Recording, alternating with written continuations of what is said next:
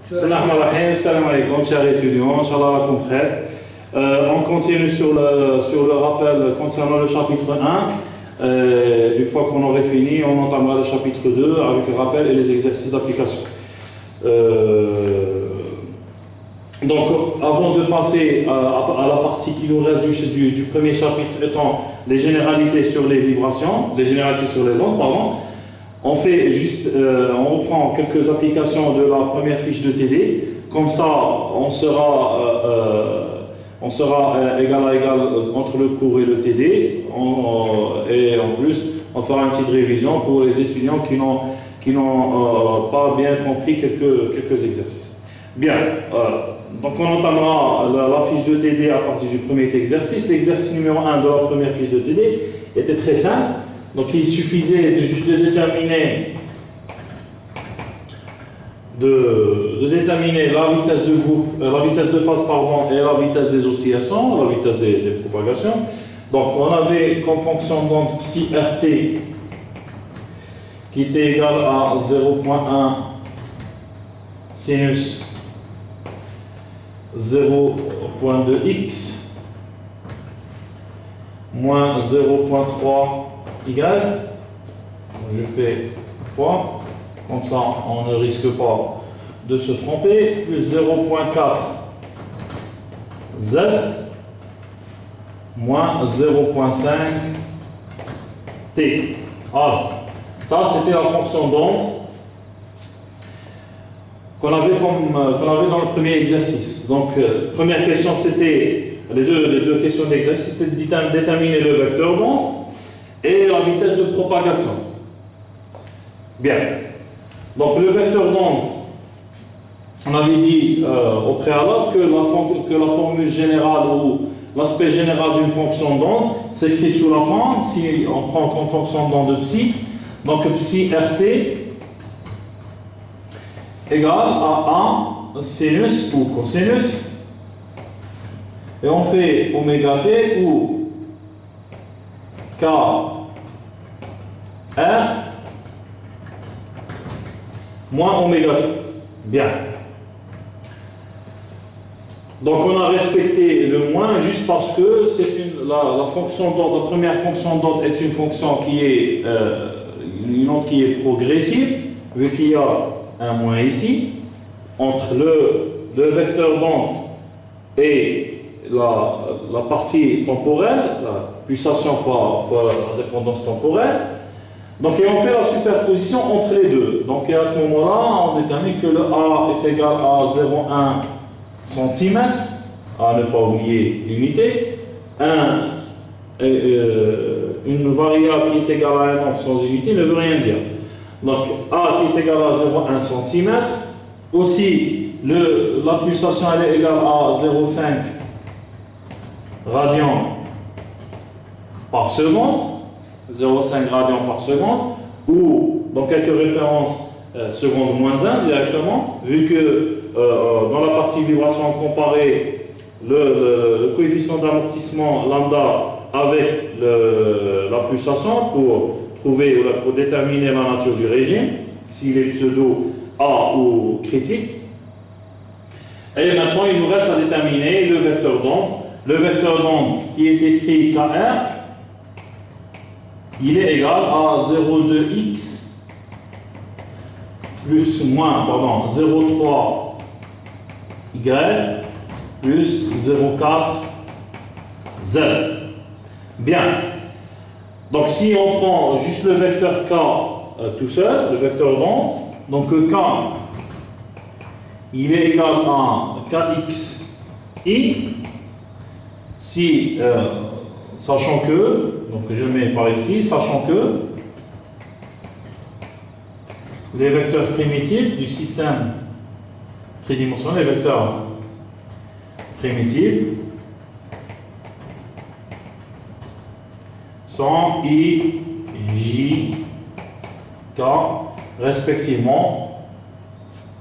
Donc pour les dimensions X, Y et Z. Donc KXI plus KYJ plus KZK.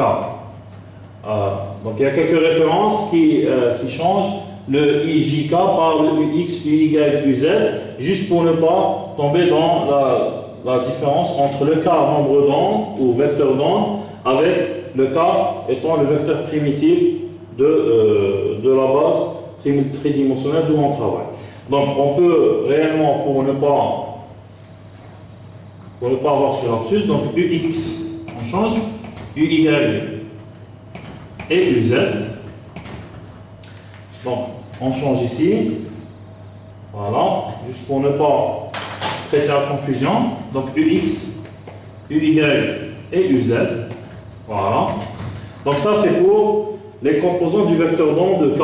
Maintenant pour les composants du vecteur position, R. Donc R c'est XE, UX, dans le même espace orthonormé de vecteurs d'onde, de vecteurs primitifs, pardon, UX, UY, Z.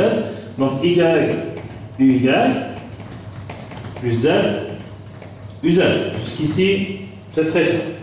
Maintenant, si on fait la multiplication des deux et on la superpose avec, si on fait le produit scalaire entre les deux, on superpose avec ce qu'on a déjà dans l'énoncé de l'exercice, on se retrouve avec quelque chose comme le KX qui est égal à 0,2, le KY qui est égal à moins 0,3 et le KZ qui est égal à 0,4. Bien sûr, on remarque ici que l'onde est tridimensionnelle. Donc, au préalable, on avait dit qu'une onde à une seule dimension, elle suivait qu'un seul axe, soit X, soit Y, soit Z, soit notre axe qui est prédéfini. Maintenant, une onde qui compte les trois dimensions à la fois, X, Y et Z, est une onde tridimensionnelle qu'on verra par la suite son expression de l'équation de propagation. Donc l'équation de dans l'onde. Bien, donc pour trouver l'expression ou la norme du vecteur d'onde, on fait donc le vecteur K, c'est 0,2 fois UX moins 0,3 fois UY, pardon, plus 0,4 fois UZ. Bien. Sa norme, K, étant la racine carrée des 3, donc ça fera 0,2 au carré, plus 0,3 au carré, plus 0,4 au carré. Voilà. Ça c'est sa norme étant le nombre d'ondes. Bien. Donc on a répondu à la première question. La deuxième question étant la vitesse des oscillations ou la vitesse instantanée.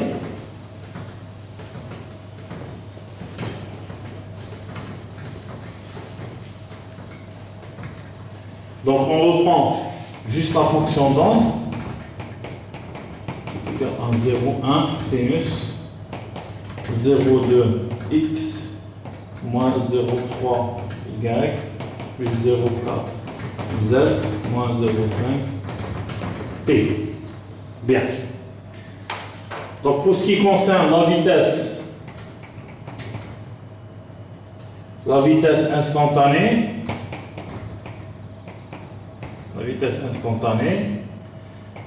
c'est la vitesse qu'on a calculée depuis toujours, depuis qu'on a introduit la notion de vitesse au lycée.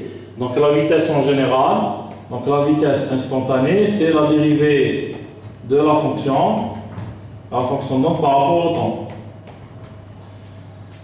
Psi étant le déplacement, la fonction déplacement de l'onde, sa dérivée par rapport au temps nous donne la vitesse instantanée de déplacement de l'onde. Bien, donc le V RT étant égal, et je dérive par rapport au temps. Donc la dérivée d'un sinus devient un cosinus, donc ça va faire, donc le moins, ça fait 0,1, 0,5, ça fait 0,05, comme ça. Cosinus 0,2x moins 0,3 y plus 0,4 z moins 0,5 t. Donc à ne pas confondre avec la vitesse de propagation ou la vitesse de phase ou la célérité. Donc on sait que la vitesse de propagation de l'onde elle est égale à la vitesse, c'est similaire, équivalent à la vitesse de phase. Elle est équivalente aussi à la célérité. Donc ça c'est oméga sur k. Donc ça c'est le rapport entre la pulsation et le nombre d'ondes. Ça c'est la vitesse instantanée, ça c'est une chose, ça c'est une autre chose. Donc et on déterminera par la suite, une fois qu'on est arrivé, qu'on arrivera à la partie battement, on déterminera la vitesse de groupe ou la vitesse de modulation. Bien. Donc on a répondu au premier exercice. On termine avec le premier exercice. On passe directement à la deuxième application, deuxième exercice où on utilisera l'équation de propagation pour déterminer la solution de grand Y de x. Voilà. Donc concernant l'exercice 2 de la première fiche de TD, bien sûr. Donc juste une petite application à direct du cours. Donc ils nous disent que la propagation des ondes transversales vérifie l'équation hyperbolique suivante. Donc on a parlé précédemment des ondes transversales et des ondes longitudinales. Les ondes transversales veulent dire que, on veut dire par onde transversale, c'est quand le sens de propagation de l'onde, il est perpendiculaire à la source d'excitation. Et longitudinal, c'est quand le sens de propagation de l'onde, il est parallèle à la source d'excitation de cette même onde. Donc on a vu cela dans les travaux pratiques concernant l'ETP et qui concerne la propagation d'une onde mécanique dans une corde. Donc et on a vu que la propagation d'une onde mécanique dans une corde fait une onde transversale, vu que la source d'excitation elle est ici avec le diapason. Donc la source ou la tige métallique elle se baisse et elle remonte, de telle manière à exciter la corde. Et la propagation de l'onde, elle est comme ceci. Donc ici, il y a une poulie avec une masse. Donc le sens, il est... Donc la propagation est dans ce sens et l'excitation, elle est dans ce sens. Donc tant que la propagation est perpendiculaire au sens de déplacement, la direction de déplacement de l'onde, on dit que l'onde, elle est transversale. L'onde, elle est transversale. On arrivera à ce point dans l'exercice 5, il me semble, de la fiche de TD. Maintenant, si l'onde, elle est longitudinale,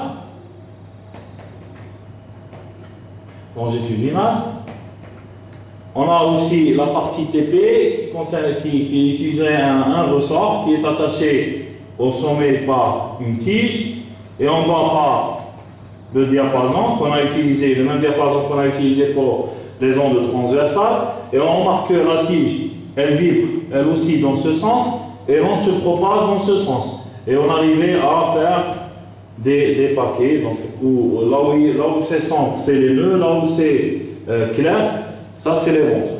Bien, donc ça c'est pour les ondes longitudinales. Donc ici dans l'exercice, ils nous disent que la propagation des ondes transversales vérifie l'équation hyperbolique suivante, l'équation hyperbolique ou l'équation de D'Alembert. Donc l'équation suivante était, j'efface par ici si vous avez déjà écrit, j'efface ça. Très bien. Donc j'écris, je rappelle la fonction ou l'équation de propagation. Donc dx2 moins 1 sur v2 d2y sur dt2 égale à 0. Bien, ça c'est l'équation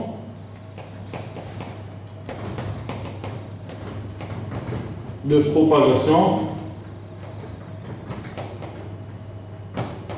hyperbolique de D'Alembert. Voilà. Bien. Donc, déjà on sait que la fonction d'onde y transversale, elle est solution, elle vérifie l'équation de D'Alembert. Maintenant, la suite, on impose une solution stationnaire. Donc, ils nous ont imposé une solution stationnaire de cette onde qui est égale à y de x fois cosinus oméga t. Donc déjà à partir de cette forme d'onde qui nous ont imposé. On peut tirer plusieurs informations. Donc, à partir de l'enseignement précédente, on a dit que une onde stationnaire, c'est une onde qui fait superposition entre ondes progressives et ondes régressives, qui ont toutes les deux la même amplitude et la même pulsation. Donc déjà, à partir de la forme qui est écrite au tableau, donc y de xt qui est égal à grand, y de x fois cosinus oméga t, déjà on remarque que cette forme d'onde représente une onde stationnaire. Onde stationnaire. Onde stationnaire, donc où la partie temporelle, elle est séparée de la partie spatiale. Donc dans une onde progressive ou régressive, on a la partie, pardon, je l'ai effacé, donc on a la partie temporelle et la partie spatiale qui sont toutes les deux dans le même, par exemple.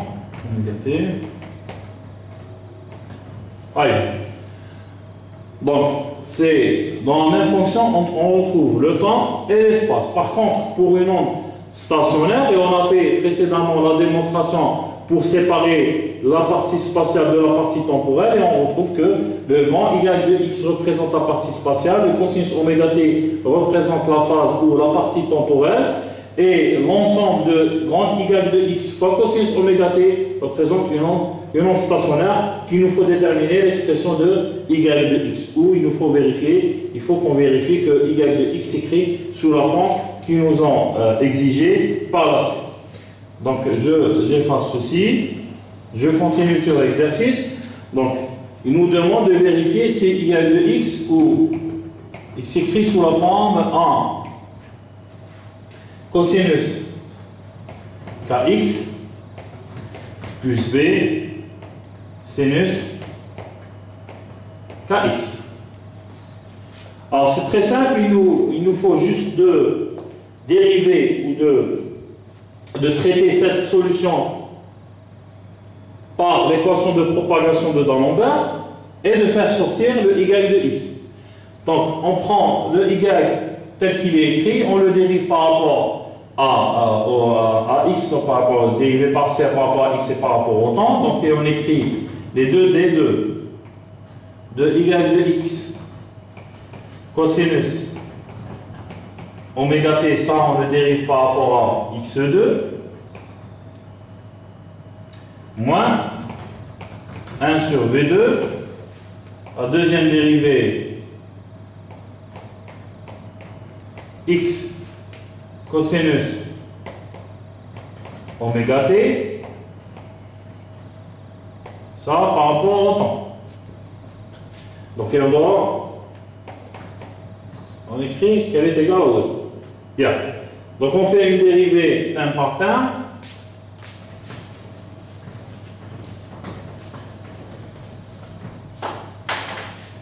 Donc la dérivée de y de x cosinus oméga t par rapport à x, première dérivée, nous donne, très simple, donc tant que le terme cosinus oméga t ne dépend pas de x, on dérive que la partie y, il nous donne y' de x cosinus oméga t. La deuxième dérivée nous donne un y second, donc deuxième dérivée de, y de x cosinus oméga t par rapport à x2, ça nous donne un y second de x fois cosinus oméga t. Ça c'est pour le premier terme. Pour le deuxième terme,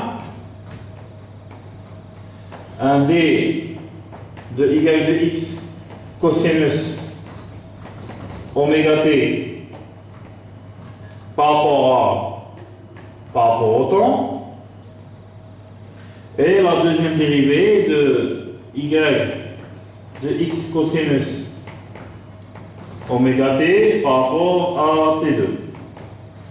Donc si on dérive une première fois, ça va nous donner un sinus, donc on va le retrouver un oméga sinus, oméga t, et si on dérive une deuxième fois, ça va nous donner un un oméga, un autre oméga fois cosinus. Donc oméga, oméga, ça fait oméga au carré. Ok?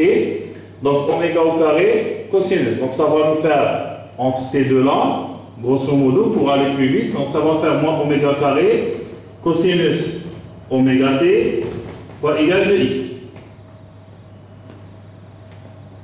Donc en remplaçant la première partie et la deuxième partie dans l'équation de propagation, c'est très simple, on écrit alors. Donc j'efface ceci.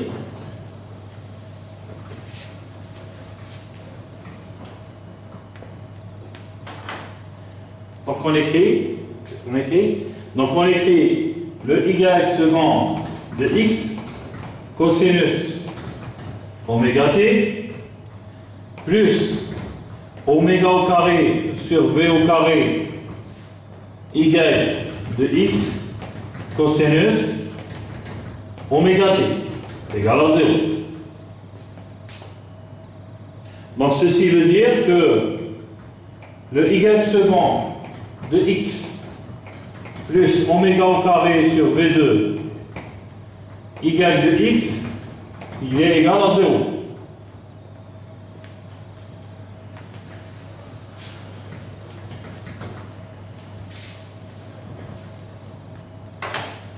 Donc il est égal à 0. Donc on sait par ailleurs que la vitesse de phase ou la vitesse de propagation ou la célérité est égale à oméga sur k, comme ça, ou pour les informaticiens on fait une affectation, donc oméga sur k. Bien, donc ça c'est la vitesse. Maintenant, oméga au carré sur V2 c'est k2, donc c'est k au carré, donc ce qui implique que le y second de x plus k au carré y de x est égal à 0. Donc cette forme nous rappelle une forme qu'on a étudiée déjà tout au long d'un semestre, juste c'est-à-dire cette différence, elle est présente dans l'espace de travail.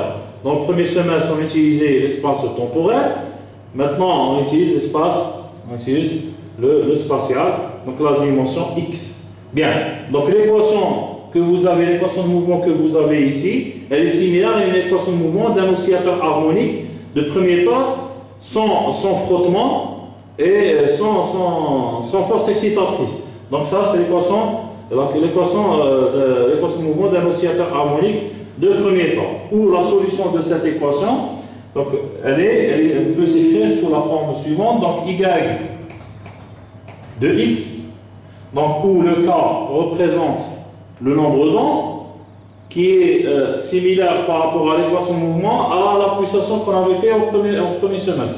Premier semestre, par exemple, si on prend comme coordonnée généralisée le x, on écrivait x 2 points plus oméga 0 au carré x qui est égal à 0.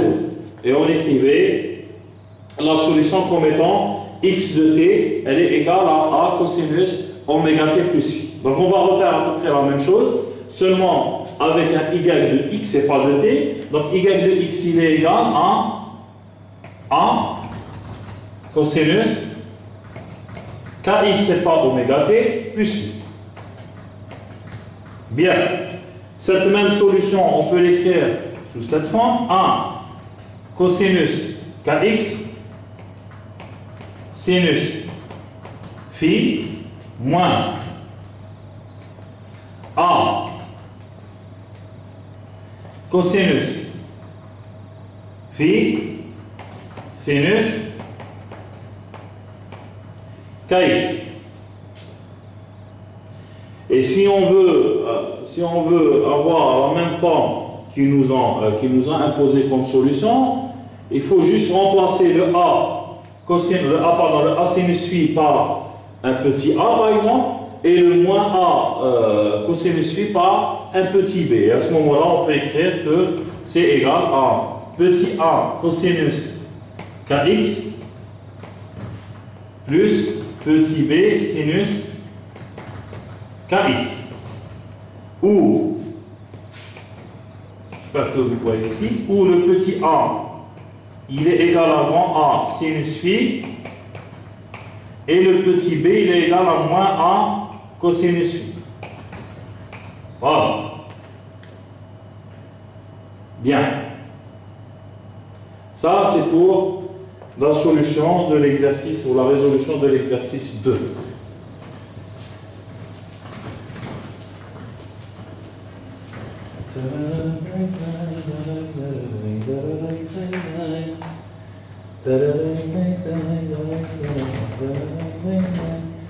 Toujours sur les applications, on passe maintenant à un exercice où il faut déterminer l'amplitude et la phase de l'onde résultante. On va superposer deux ondes progressives, on va les superposer et on verra par la suite qu'est-ce que ça va nous donner comme amplitude et phase. Donc l'exercice 3, il nous donne la première fonction d'onde, un psi 1 de xt qui est égal à cosinus 2x plus 4t, un psi 2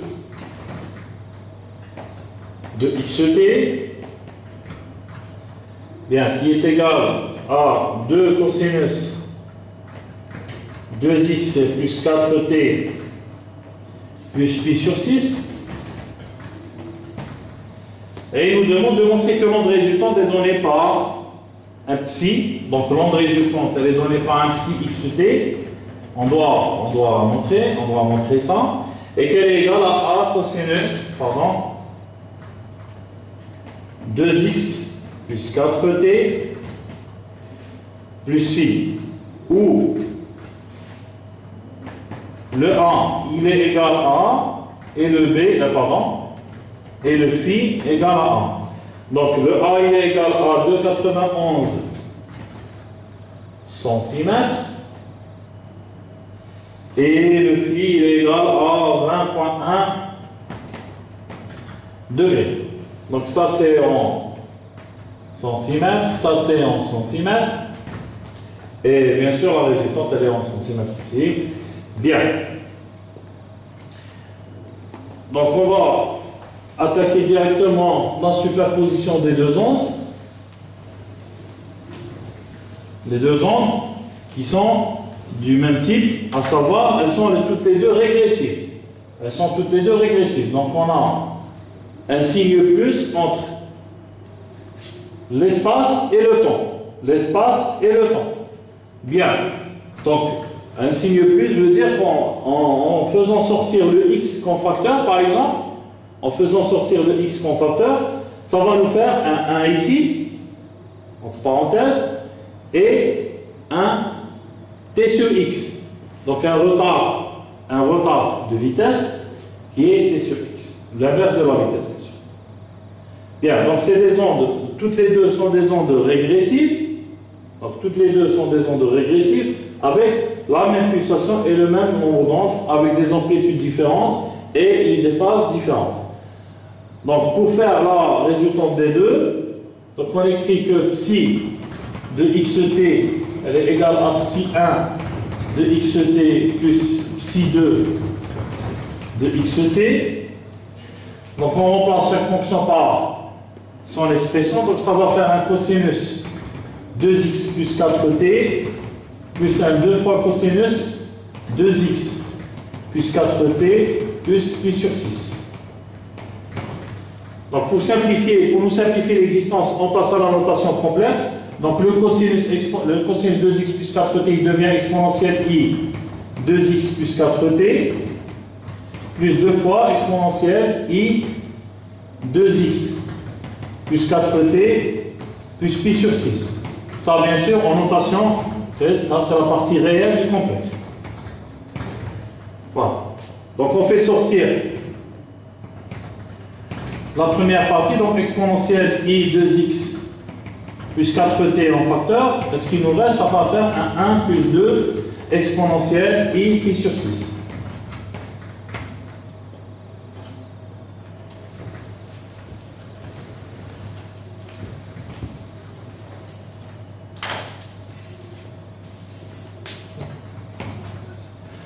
Ça, c'est la partie réelle.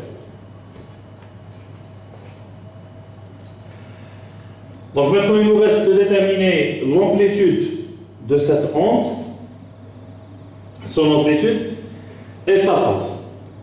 Bien. Donc la résultante de cette onde, elle est égale à psi. Psi de x de t. Donc on sait que le psi de x de t, on a comme expression a cosinus 2x plus 4t plus phi. Donc exponentielle, pardon, 2x plus 4t, pardon, plus phi. Elle est équivalente, donc toujours la partie réelle bien sûr. Donc je m'excuse auprès de nos étudiants. Donc j'oublie souvent de noter que c'est la partie réelle du complexe, même dans les cours auparavant. Donc elle est égale à la partie réelle bien sûr de exponentielle i 2x plus 4t fois 1 plus 2 exponentielle ip sur 6. Bien. Donc on arrive à écrire en fin de compte que, ici on a oublié de mettre un a, pardon, donc a exponentielle. Donc grosso modo, j'efface ici, et par superposition on écrit, donc on écrit que le a exponentielle i-phi, a exponentielle wi-phi, est égal à 1 plus 2 exponentielle ip sur 6. Partie réelle, bien sûr. Partie réelle. Voilà. Partie réelle. C'est bon? Donc a exponentielle i phi, il est égal à 1 plus 2 exponentielle ip sur 6. Bien.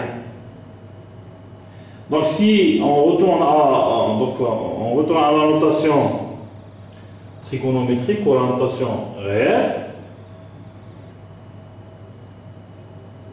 bien. Donc on écrit que a cosinus phi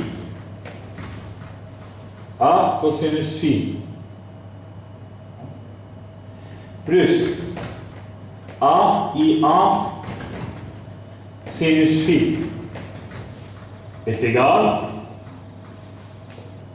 à 1 plus 2 cosinus pi sur 6 plus 2 i sinus pi sur 6.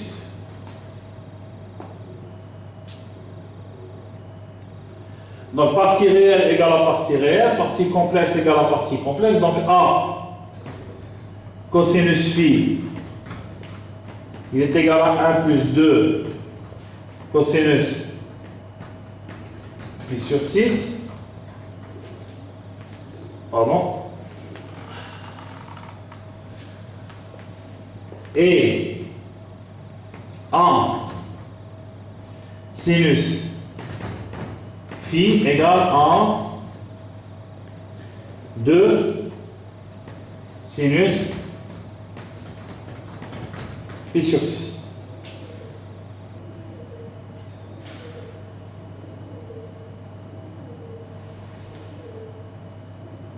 Bien.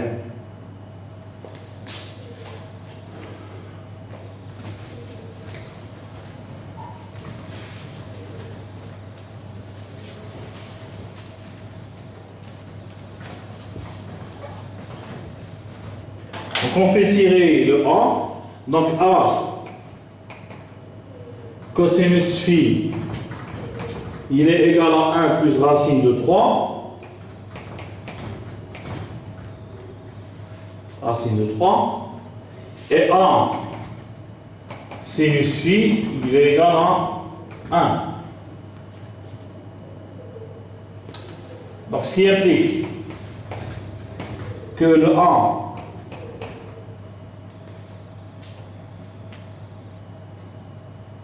ou carrément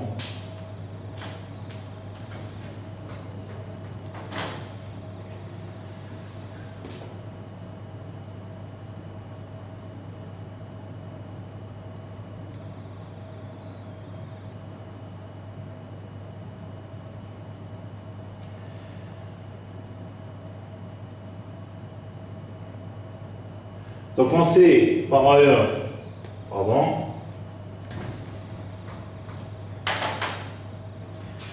Donc on sait, pour ne pas aller plus vite, on sait que cos A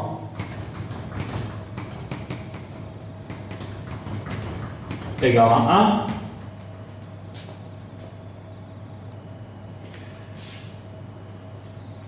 C'est bon. Donc, on la multiplie par, enfin, donc on fait un carré. On fait un carré. Donc ça va nous faire A au carré. Donc, et ça plus 1. Donc on additionne les deux. Donc A au carré cosinus phi plus A au carré sinus phi. Donc ça fait un A au carré, sinus phi au carré plus cosinus phi au carré. Donc ça nous donne un 1. Donc ce qui nous reste A au carré, il est égal à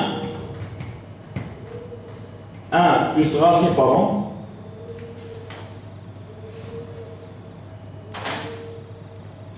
Donc 1 plus racine de 3 au carré plus 1. Bon. Plus 1 et ça va être égal à, donc ce qui implique que donc ça va nous faire égal aussi à 1, 2, 2 plus 3, ça fait 5, 5 plus 2 racine de 3, voilà, 2 racines de 3, donc ce qui implique que le A, il est égal donc à la racine carrée de cela, donc le A il était donné par 2,91.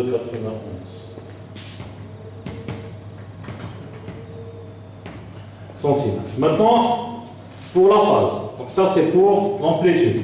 Pour la phase, il suffit de mettre 1, si cette expression, on peut la noter comme étant 2, cette expression 1, donc 2 sur 1 implique que la tangente phi, elle est égale à 1 sur 1 plus racine de 3. Et par la suite, ce qui implique que phi, tout simplement, c'est la tangente, donc ça va nous faire un 20 quelque chose, 21, un 20,1 degré. Donc ce qui nous importe le plus dans toute cette résolution, c'est la superposition des deux ondes. Donc c'est la superposition des deux ondes. Il y en a parmi vous ceux qui préfèrent d'utiliser la notation complexe parce que c'est plus simple à utiliser, sachant qu'il faut faire très attention au moment qu'on extrait les parties en facteur. Et il y en a ceux qui sont parmi vous qui préfèrent toujours utiliser les fonctions trigonométriques. Eux risquent de se tromper, vu que ça prend plus de temps que la notation complexe. Donc il faut faire très attention et aller surtout doucement. Ok?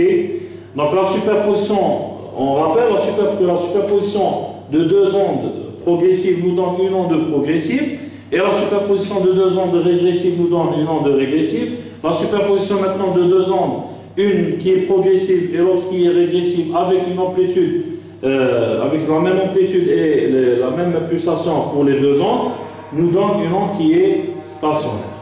Bien. Donc ça c'était l'exercice 3.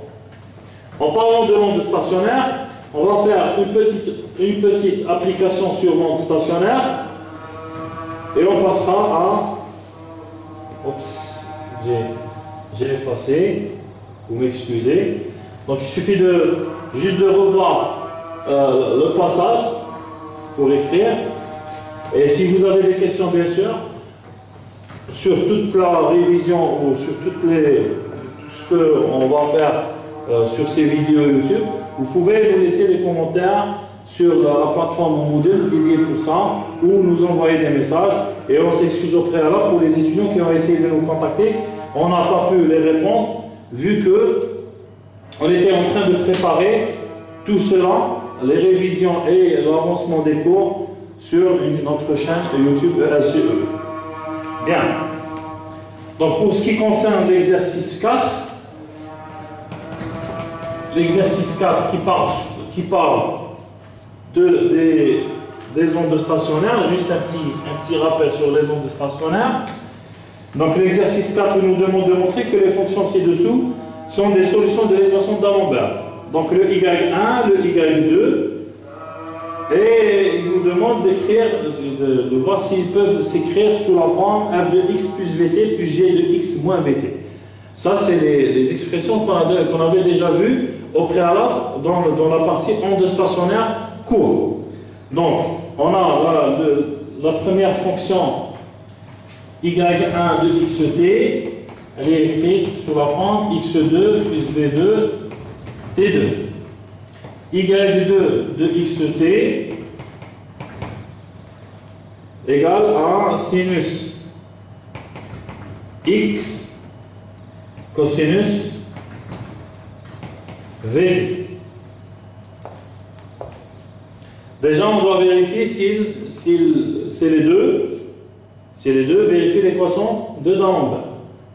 Donc, on commence tout simplement, on rappelle déjà l'équation de D'Alembert, v2 égale de xt par rapport à x2 moins 1 sur v2 d2 égale 1, xt par rapport à t2 doit être égal à 0. C'est très simple, on dérive par rapport à x et on dérive par rapport au temps, ben on fait la différence. Bien, la deuxième dérivée de la première fonction, une petite étoile ici pour dire qu'on parle de y1 de xt. Voilà. Première dérivée de cette fonction par rapport à x, ça nous donne première et deuxième dérivée, parce que ça nous donne un 2 ici. Par rapport à 2, ça nous donne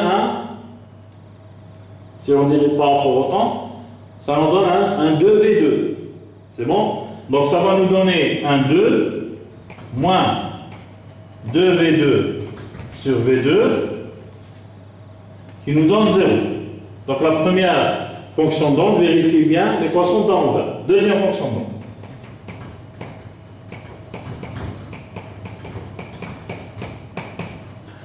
Donc on dérive cette fonction-là. Donc par rapport à x en deux dérivés, ça va faire un moins sinus x. Donc je vais écrire un moins sinus x cosinus vt. Moins 1 sur v2. Et je dérive deux fois par rapport au temps. Donc ça va nous donner un moins v2 cosinus vt. Donc, 1 moins V2 cosinus VT sinus X. C'est bon? Donc, moins V2, moins 1 sur V2 fois moins V2, ça nous fait un plus 1. Donc, un moins sinus, donc ce qui implique que moins sinus X cosinus VT plus sinus x cosinus vt, il est égal à 0. Les deux fonctions s'annulent entre elles. Bien. Ça, c'était la première partie de l'exercice. Deuxième partie, elle concerne la forme des ondes stationnaires. Il nous demande d'écrire, de voir si les deux ondes, si les deux fonctions d'onde peuvent se mettre sous la forme de f de x plus vt plus g de x moins vt, c'est-à-dire sous la forme d'une onde progressive plus une onde qui est régressive. Donc, dans le but d'obtenir une onde stationnaire, bien sûr. Donc, on peut écrire, donc en revenant à la première fonction d'onde, y1 de xt qui est égal à x2 plus vt2, et il nous demande de voir si le y1 de xt peut s'écrire sous la forme x plus vt plus un g de x moins vt. f de x plus vt plus un g de x moins vt. Donc, une qui est progressive avec un retard de vt et l'autre qui est régressive avec un retard, avec une avance de moins vt. Bien. Donc, si on fait une comparaison entre ce qu'on cherche et ce qu'on a, on remarque déjà que pour ce qui concerne la fonction progressive, il suffit d'enlever les carrés. Donc on a à peu près le x plus vt. Maintenant, pour ce qui concerne la fonction qui est régressive, on a un moins entre les deux, et même en enlevant les carrés, on se retrouve très loin de la solution. Donc tout simplement, une petite réflexion. Donc le y1, cette expression-là, x2 plus v au carré t2, on peut l'écrire sous la forme x2 sur 2 plus x2 sur 2. V au carré, t au carré sur 2, plus v au carré, t au carré sur 2. Plus,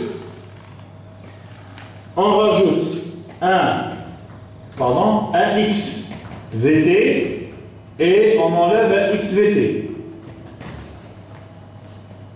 Bien, de telle manière à les rendre comme des fonctions connues, des produits connus. Donc, le x2, on l'avait écrit sous la forme de x2 sur 2, x2 sur 2. Le deuxième terme vt2, v2, t2, on l'avait écrit sur les deux formes. On a rajouté un terme de xvt moins xvt, de telle manière à écrire un x plus vt au carré, plus un x moins vt au carré. Donc je peux écrire ceci, donc je vais mettre le premier terme, le troisième terme et le cinquième terme ensemble, le deuxième terme, le quatrième terme et le sixième terme ensemble aussi. Donc ça va faire x2 sur 2, plus v2 t2 sur 2, plus x vt, plus x2 sur 2, plus v2 t2 sur 2, moins x vt.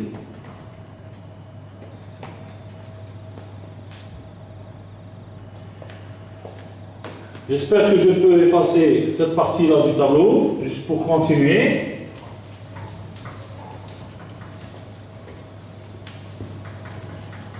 Voilà. Donc, grosso modo, le y1 de xt peut s'écrire. Donc, je fais sortir le 1,5 comme facteur. Donc, il nous reste le x2 plus v2, t2 plus 2x vt. Plus le 1,5 comme facteur, le x2 plus v2, t2 moins 2x vt, voilà. Donc finalement, je peux écrire que le 1,5 par x plus vt au carré, et vt et pas svt, hein. Svt c'est un poids qui se range, plus 1,5 x2 plus, x moins vt au carré. Donc effectivement, on peut écrire cette fonction sous la forme de un f de x plus vt plus un g de x moins vt, sachant que donc le f de x plus vt, il est équivalent à x plus vt au carré. Et le g de x moins vt, il est équivalent à 1,5 de x moins vt au carré. Bien. Alors, ce qui nous importe le plus dans cette première fonction, ce n'est pas de dire, désolé pour la phrase, donc,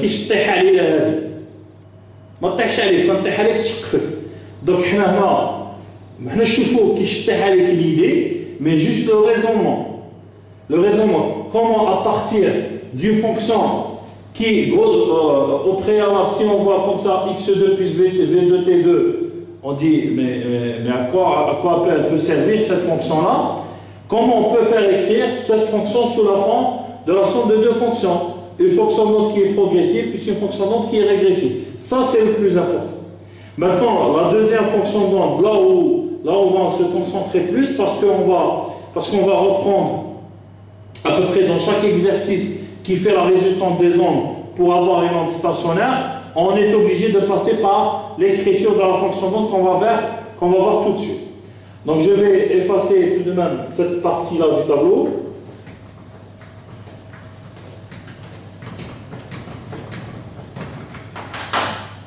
Bien. Donc deuxième fonction, y2 de xt qui est égal à sinus x cosinus v. Donc sinus x cosinus VT. Sinus X, cosinus VT.